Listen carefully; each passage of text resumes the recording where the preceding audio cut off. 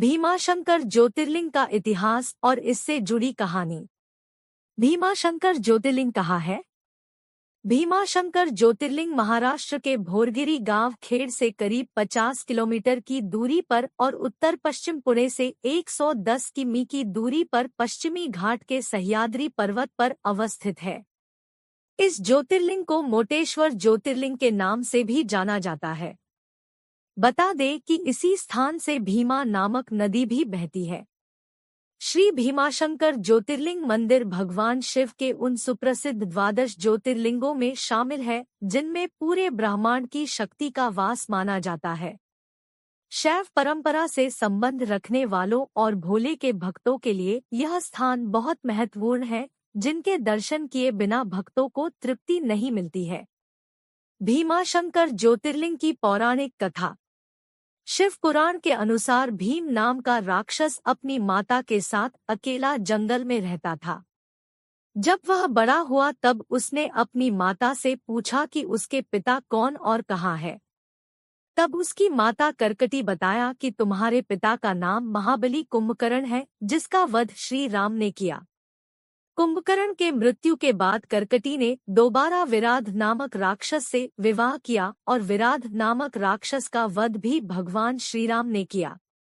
इसके बाद उसकी माता कर्कटी अपने माता पिता के साथ रहने लगी। उसके माता पिता ने अगस्त्य मुनि के एक शिष्य को अपना आहार बनाना चाहा। अगस्त्य मुनि उन्हें वही भस्म कर दिया। उनकी मृत्यु के बाद वह भीमा को लेकर जंगल में रहने लगी। जब भीमा को अपने माता द्वारा अपने पिता और परिवार जनों के मृत्यु का कारण पता चला, तब वह बहुत क्रोधित हुआ और फिर वह श्री राम का वध करने का निश्चय किया और ब्रह्मा जी का 1000 वर्षों तक कठोर तपस्या की। भीमा की कठोर तपस्या से ब्रह्मा जी खुश होकर प्रकट हुए और वरदान मांगने को कहा। तब भीमा ने विजय होने का वरदान मांगा। वरदान पाते ही भीमा ने देवताओं पर भी अत्याचार करना शुरू किया और सभी को हराना शुरू किया। देवलोक के साथ साथ उसने पृथ्वी पर भी अत्याचार करना शुरू किया। कामरूप के जिले राजा भगवान शिव के अनन्य भक्त थे। राक्षस भीम ने राजा को भी बंदी बना लिया और कारागार में डाल दिया। कामरूपेश्वर राजा को शिवलिंग की पूजा करते देख राक्षस भीम क्रोधित हुआ और तलवार से राजा के बनाए शिवलिंग को तोड़ने का प्रयास किया। ऐसा करने पर शिवलिंग से स्वयं भगवान शिव प्रकट हुए। उसके बाद राक्षस भीम और भगवान शिव के बीच भयानक युद्ध हुआ, जिसमें राक्षस भीम की मृत्यु हुई। फिर सभी देवताओं ने भगवान शिव से प्रार्थना किया, उसी स्थान पर हमेशा के लिए शिवलिंग के रूप में विराजमान हो। भगवान शिव आग्रह स्वीकार करके उसी स्थान पर शिवलिंग के रूप में विराजमान हुए। इस शिवलिंग की स्थापना देवता गण पूजा अर्चना और जलाभिषेक द्वारा किए थे। इस स्थान पर भीम से युद्ध करने की वजह से इस ज्योतिर्लिंग का नाम भीमाशंकर ज्योतिर्लिंग नाम पड़ा। भीमाशंकर मंदिर का निर्माण किसने करवाया? भीमाशंकर या मोटेश्वर के नाम से लोकप्रिय इस मंदिर का निर्माण मराठा साम्राज्य के छत्रपति शिवाजी महाराज ने करवाया था। फिर 18वीं शताब्दी में नाना फडणवीस ने इसके शिखर का निर्माण करवाया। इतिहास के पन्नों में इस बात का उल्लेख मिलता है कि शिवाजी महाराज ने यहाँ भक्तों को दर्शन के लिए कई प्रकार की सुख सुविधाएं भी मुहैया करवाई थी। भीमाशंकर मंदिर स्थापत्य कला। भीमाशंकर मंदिर की वास्तुकला नागर शैली पर आधारित है। इस भव्य मंदिर से प्राचीन विश्वकर्मा वास्तुशिल्पियों के कौशल का ज्ञान हमें प्राप्त होता है।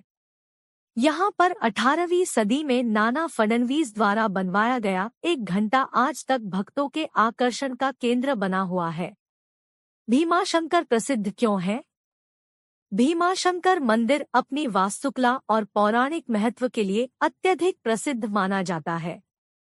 यहाँ के आसपास कई कुंड मौजूद है, जिन्हें मोक्ष कुंड, कुशारण्य कुंड, सर्वतीर्थ कुंड, ज्ञान कुंड के नाम से जाना जाता है। इनमें से मोक्ष कुंड का संबंध महर्षि कौशिक से है। वहीं कुशारण्य कुंड की बात करें तो इसका उद्गम भीमा नदी से हुआ है। इन कुंडों की विशेषता यह है कि इनमें स्नान करने से मोक्ष की प्राप्ति होती है, भीमाशंकर नदी की स्थापना से पहले ही यहाँ पर माता पार्वती का एक सुप्रसिद्ध था जो कमलजा मंदिर के नाम से लोकप्रिय है। भीमाशंकर ज्योतिर्लिंग के बारे में कुछ रोचक तथ्य। शिव पुराण के अनुसार सूर्योदय के बाद जो भी यहाँ सच्ची श्रद्धा से पूजा अर्चना करता है उसे उसके सभी पापों से मुक्ति मिलती है। सावन के महीने में इस स्थान पर भक्तों की भारी संख्या में भीड़ लगती है। इस मंदिर के बगल में एक नदी है जिसे भीमा नदी कहते हैं। भीम ने ब्रह्मा जी को प्रसन्न करने के लिए 1000 वर्षों तक सहमादी पर्वत पर तप किया था। ऐसा माना जाता है कि राक्षस भीम और भगवान शिव की लड़ाई के बाद भगवान शिव के शरीर से निकले पसीने के एक बूंद से भीमा रथी नदी का निर्माण हुआ है। यहाँ पहाड़ियों के आसपास में जंगली वनस्पतियां एवं प्राणियों की दुर्लभ प्रजातियां पाई जाती है। इस मंदिर के पास ही एक कमलजा मंदिर भी है जो कि बहुत ही प्रसिद्ध मंदिर माना गया है क्योंकि कमलजा माता पार्वती का अवतार है।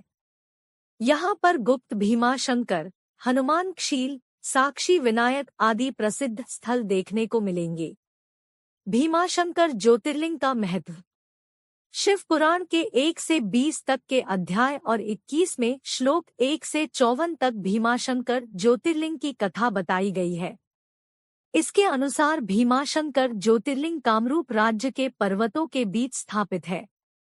यहाँ का ज्योतिर्लिंग 24 घंटे जल से अभिषेक होता रहता है और वर्षा ऋतु में ज्योतिर्लिंग पूरी तरह जल में डूब जाता है। उनकी सेवा में जो पुजारी लगे हैं सैकड़ों वर्षों से भीमाशंकर महादेव की पूजा अर्चना निष्ठा से करते रहते हैं।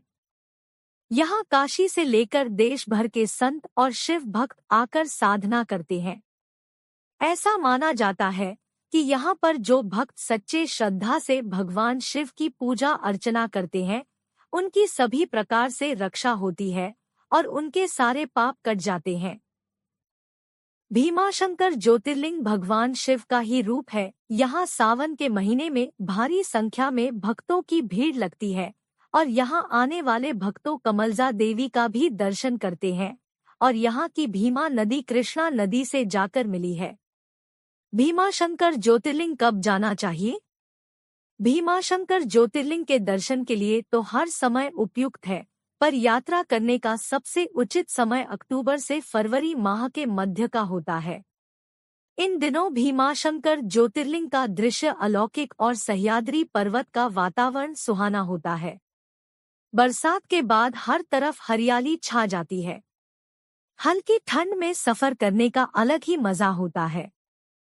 भीमाशंकर मंदिर में आरती और अन्य अनुष्ठान की समय सारणी।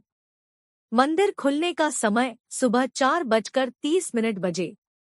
मंगल आरती सुबह 4:45 से 5:00 बजे।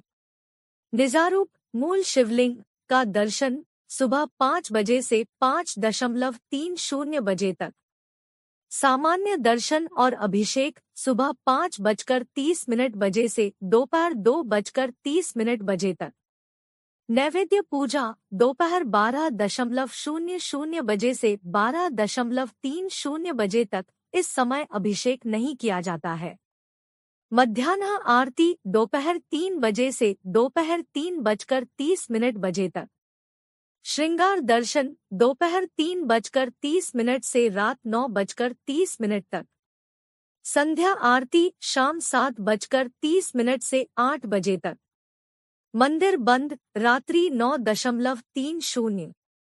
मंदिर में सोमवार के प्रदोषम, अमावस्या, ग्रहण, महाशिवरात्रि के दौरान दर्शन नहीं कराए जाते। कार्तिक और श्रवण महीने के दौरान मुकुट और श्रृंगार दर्शन नहीं कराए जाते। भीमाशंकर ज्योतिर्लिंग मंदिर के निकट दर्शनीय स्थल। भीमाशंकर ज्योतिर्लिंग के दर्शन करके आप यहाँ के कई दर्शनीय पर्यटन स्थल का भ्रमण कर सकते हैं। इन स्थलों में गुप्त भीमाशंकर, हनुमान झील, भीमा नदी की उत्पत्ति, नागफनी पॉइंट, बॉम्बे पॉइंट, साक्षी विनायक मंदिर और भीमाशंकर वन्यजीव अभयारण्य प्रमुख है। भीमाशंकर ज्योतिर्लिंग कैसे जाएं? आप फ्लाइट, ट्रेन तथा बस में से किसी भी साधन के द्वारा पुणे पहुंच सकते हैं। पुणे पहुंचकर भीमाशंकर ज्योतिर्लिंग मंदिर जाना अत्यंत सरल और सुगम है। भीमाशंकर ज्योतिर्लिंग फ्लाइट से कैसे पहुंचे? भीमशंकर में कोई भी एयरपोर्ट नहीं है। भीमाशंकर का सबसे निकट पुणे एयरपोर्ट है। पुणे एयरपोर्ट से आप बस, टैक्सी या कैब के माध्यम से भीमाशंकर ज्योतिर्लिंग पहुंच सकते हैं। रेल द्वारा भीमाशंकर ज्योतिर्लिंग कैसे पहुंचे? भीमाशंकर के निकटतम रेलवे स्टेशन पुणे, भारत के अधिकांश प्रमुख शहरों के साथ जुड़ा हुआ है। पुणे में 2 रेलवे स्टेशन है, पुणे जंक्शन और शिवाजी नगर रेलवे स्टेशन। आपको शिवाजी नगर रेलवे स्टेशन उतरना है, क्योंकि पुणे जंक्शन से शिवाजीनगर बस स्टैंड 3 किलोमीटर की दूरी पर स्थित है। शिवाजीनगर बस स्टैंड से बस या टैक्सी से भीमाशंकर आसानी से पहुंच सकते हैं। सड़क मार्ग से भीमाशंकर कैसे पहुंचे? हर आधे घंटे में नियमित रूप से शिवाजीनगर पुणे बस स्टैंड से भीमाशंकर के लिए एमएसआरटीसी की बसें चलती है। बस द्वारा लगभग 4 घंटे के सफर से आप भीमाशंकर पहुंच जाएंगे। भीमाशंकर ज्योतिर्लिंग मंदिर के लिए कहाँ रुके? सुबह पुणे से भीमाशंकर ज्योतिर्लिंग दर्शन करके शाम तक आप वापस आ सकते हैं, पर यदि मंदिर में दर्शन के बाद आप यहां से निकट के दर्शनीय स्थल घूमने के लिए रुकना चाहते हैं, तो मंदिर के आसपास 400 से 700 रुपए तक रूम किराए पर मिल जाएंगे। मंदिर से कुछ दूर अच्छे होटल और रिसोर्ट भी उपलब्ध है। अभी मंदिर के भक्त निवास का काम चल रहा है, जो अभी तक पूर्ण नहीं हुआ है।